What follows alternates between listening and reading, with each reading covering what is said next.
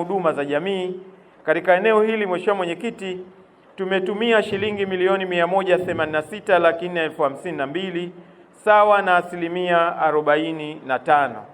Katika eneo hilo tuna mambo mengi sana tuliyoyafanya, yakiwemo misaada mbalimbali ya kijamii kwa wananchi, lakini pia ukarabati wa miundombinu ya kijamii ikiwemo misikiti, madrasa na kadhalika na kufanya shughuli mbalimbali za kiimani kama vile wenzangu walivyonitangulia, mambo ya sikukuu, maulidi na vinginevyo.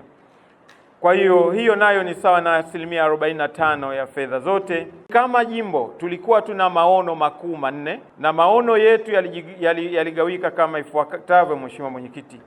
Eneo la kwanza ni usalama wa chakula. Kwa hiyo tukienda kwenye usalama wa chakula, ukiangalia eneo kubwa la fedha zetu zimeenda kwenye 45%, ambayo ni hii ya suala la uwezeshaji wananchi kiuchumi. Hali ya kiuchumi ya wananchi wa kaskazini ni changamoto, ndio maana tumegusa zaidi hali zao kuona namna gani tunaweza kuinua.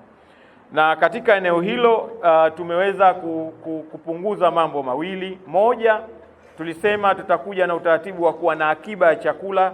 Hili hatujalitekeleza, inshallah tutakuja kwenye kipindi cha miezi 6 hii ijayo. Lakini la pili, tulikwenda kwenye suala la, tulisema angalau kila nyumba moja iwe na mtu mmoja mwenye kazi, ili asaidie nyumba hiyo kuwa na uhakika wa usalama wa chakula. Katika hili, wakati tunaingia, Mwenyekiti, tulikuwa tuna nyumba 585 ambazo zina watu wasio na kazi.